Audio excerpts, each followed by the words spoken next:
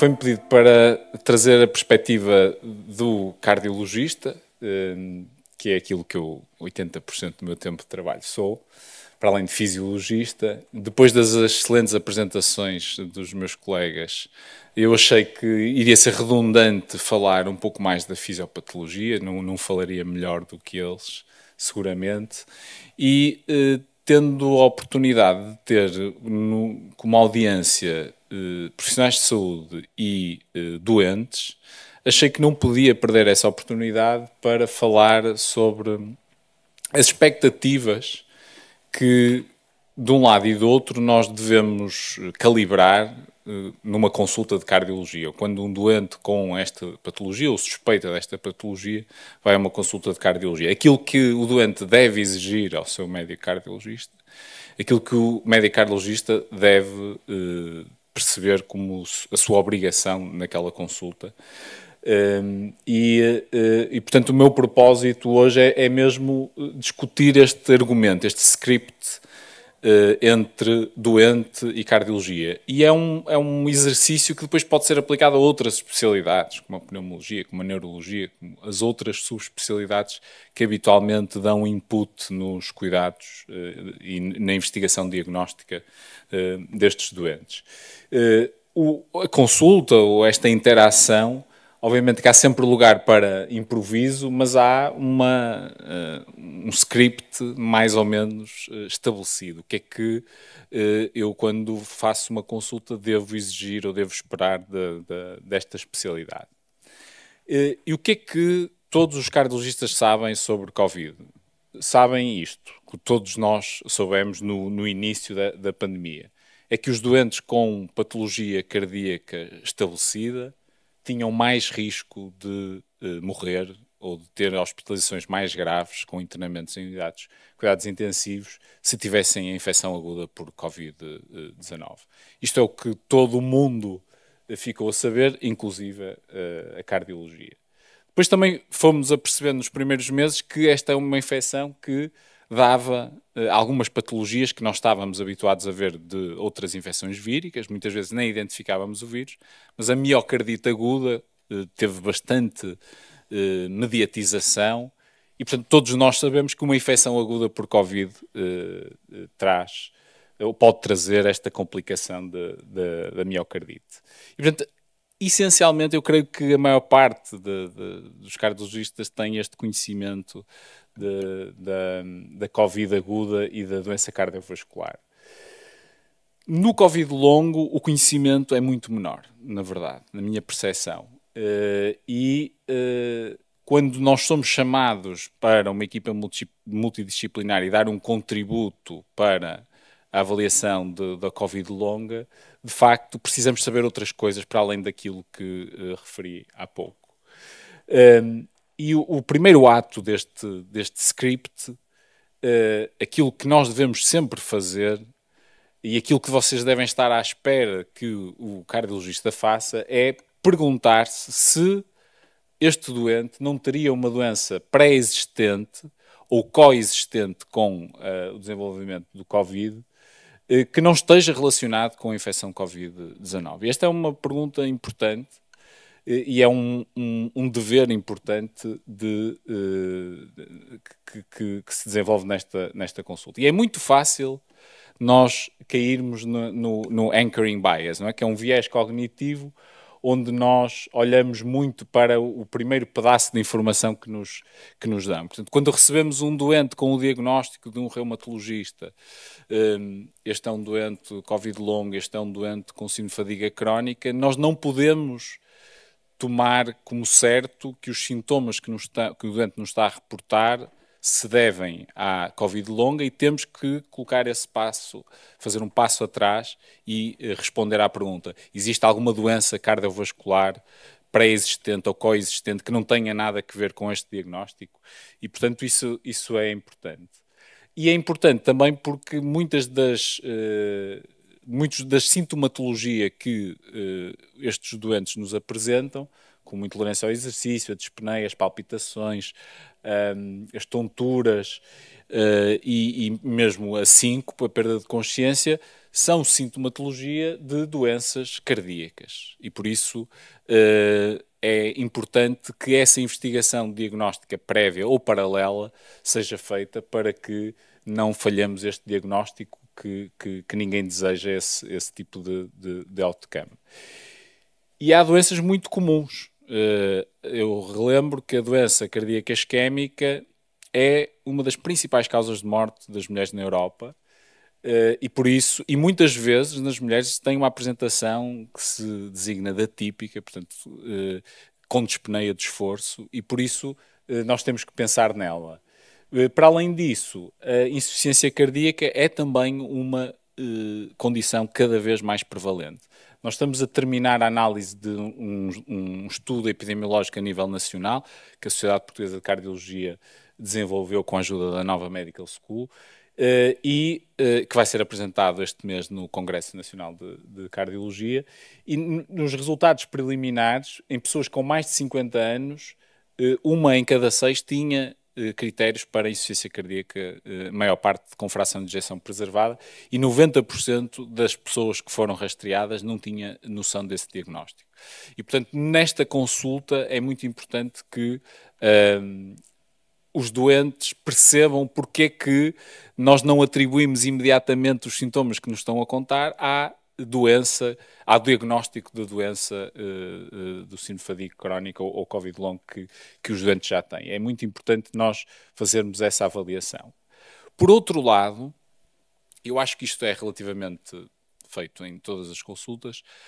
Por outro lado, nós também devemos evitar a sobreinvestigação.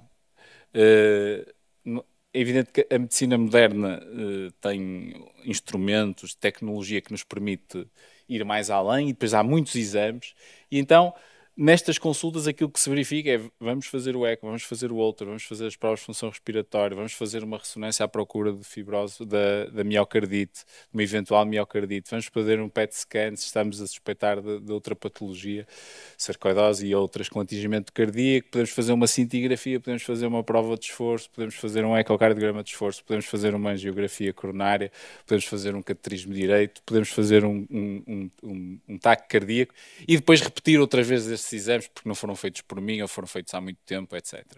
Portanto, há um risco de sobrediagnóstico. E eu creio que esta sobreinvestigação vem sobretudo da falta de conhecimento da doença síndrome de fadiga crónica. As pessoas sentem-se muito desconfortáveis em assumir que a dispneia não tem origem cardíaca, e não há nenhum problema em assumirmos isso.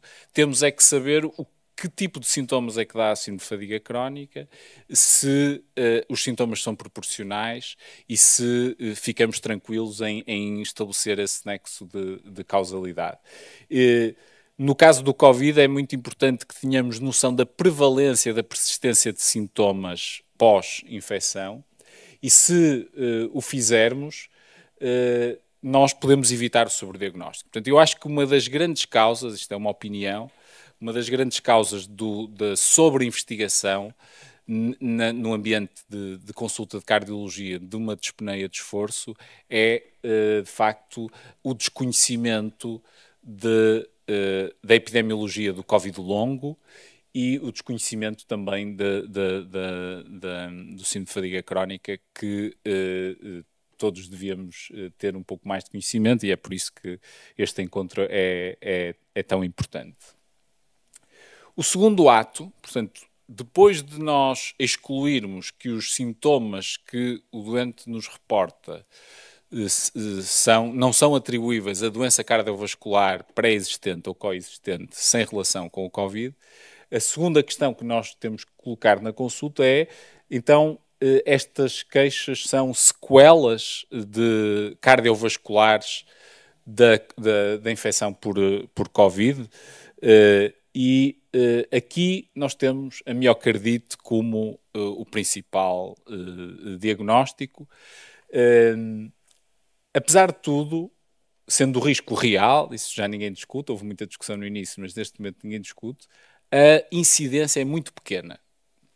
E isso é importante também percebermos. Nós não precisamos de pedir uma ressonância cardíaca a todos os doentes com dispneia de esforço que tiveram uma infecção por Covid-19. É um exame pouco rentável neste contexto. Temos que ir à procura de outros indícios, outros sinais que podem eventualmente sugerir esse diagnóstico. Portanto, é importante reconhecermos que existe uma associação causal, real, mas que a sua incidência é muito baixa. E relativamente às vacinas, a incidência ainda é mais baixa no grupo de doentes que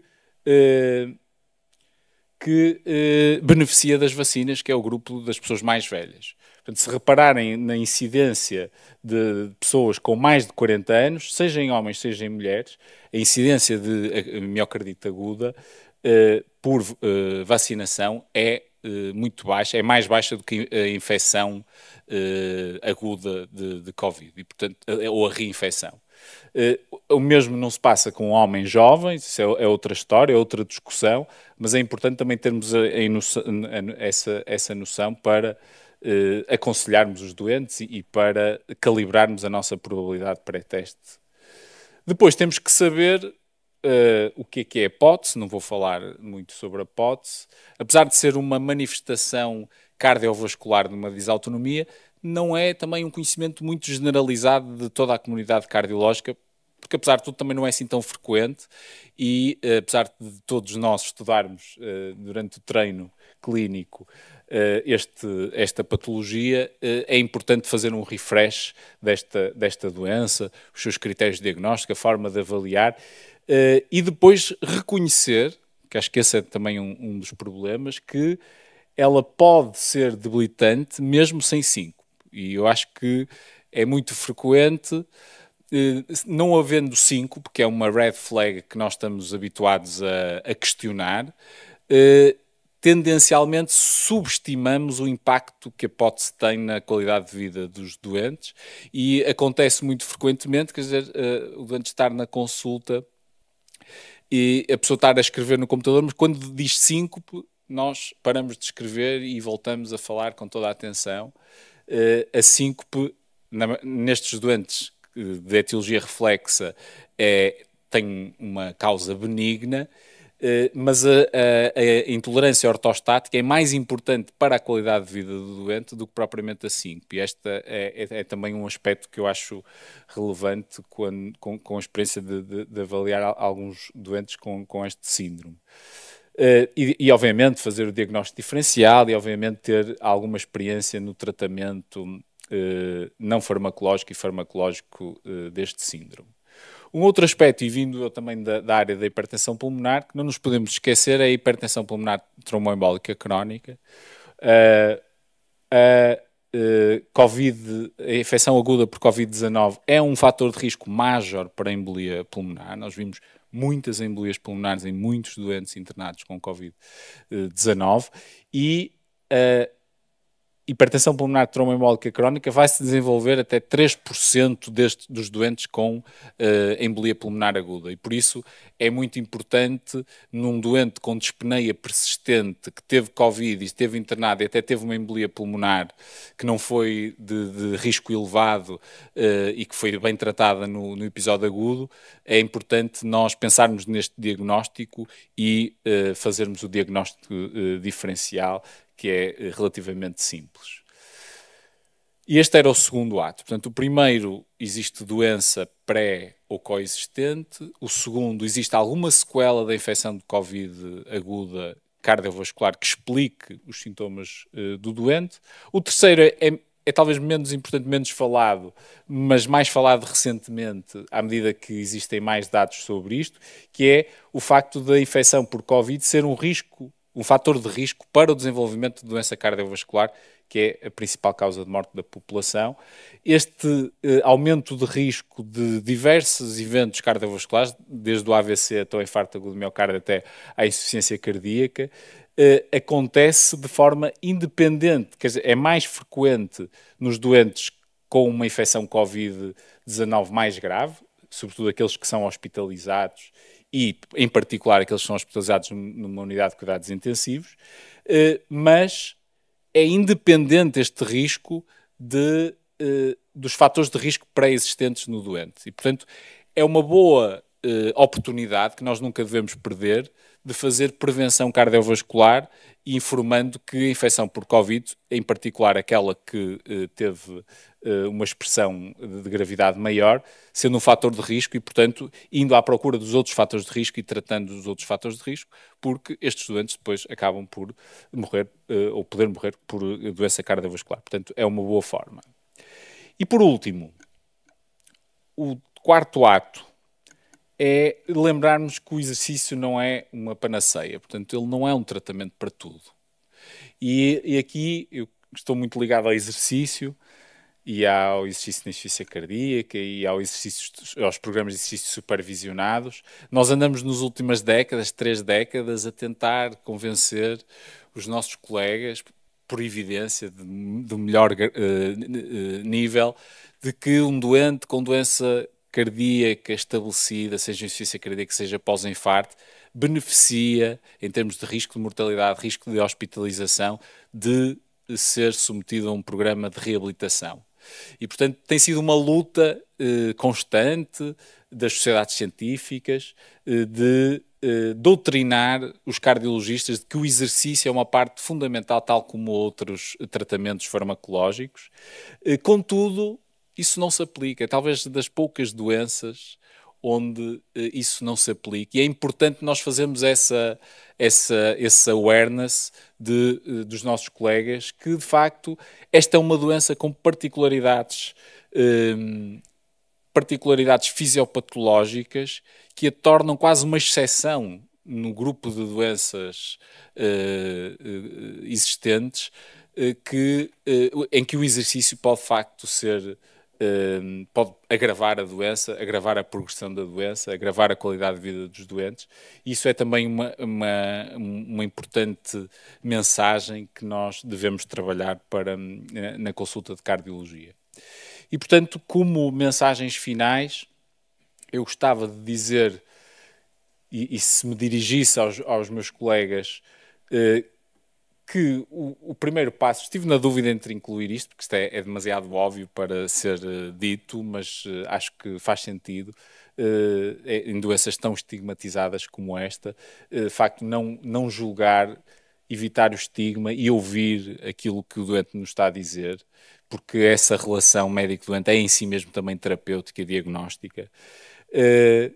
Não desvalorizar os sintomas não cardiovasculares, quer dizer, não desligar quando o doente começa a falar do nevoeiro mental e de outros sintomas, porque isso são peças do puzzle que nos permitem interpretar melhor a dispneia e os sintomas e as palpitações e outros sintomas, digamos, cardiovasculares. Eles são peças importantes do puzzle. Exercitar humildade intelectual de duas formas. Perceber que o doente que está à nossa frente provavelmente leu mais sobre este assunto do que nós, e não há nenhum problema sobre isso, e que nós não sabemos tudo. Aliás, ontem estávamos a discutir o currículo médico e a importância de incluir... Eu não estou certo que incluir o ensino desta patologia em particular no currículo médico pré-graduado seja muito vantajoso, porque a retenção de conhecimento é muito pequena, mas ensinar os alunos de medicina sobre doenças complexas, sobre doenças que não encaixam no algoritmo que nós ensinamos, e explicar-lhes que há muita coisa que nós não sabemos ainda, e que há coisas que nós estamos a ensinar que sabemos, mas que há umas décadas não sabíamos, e portanto temos de ter essa humildade, treinar os alunos a lidar com a complexidade, acho que é mais importante do que propriamente falar sobre doenças específicas. Evitar a subinvestigação, o anchoring bias, e evitar também a sobreinvestigação, refrescar o conhecimento sobre a POTS e sobre a CITEF, e conhecer o básico dos critérios diagnósticos deste conjunto de doenças que partilham de uma fisiopatologia, e relembrar que o exercício é talvez uma única exceção em que o exercício físico não é um tratamento para esta doença e que pode ser, de facto, até deletério. Muito obrigado pela vossa atenção.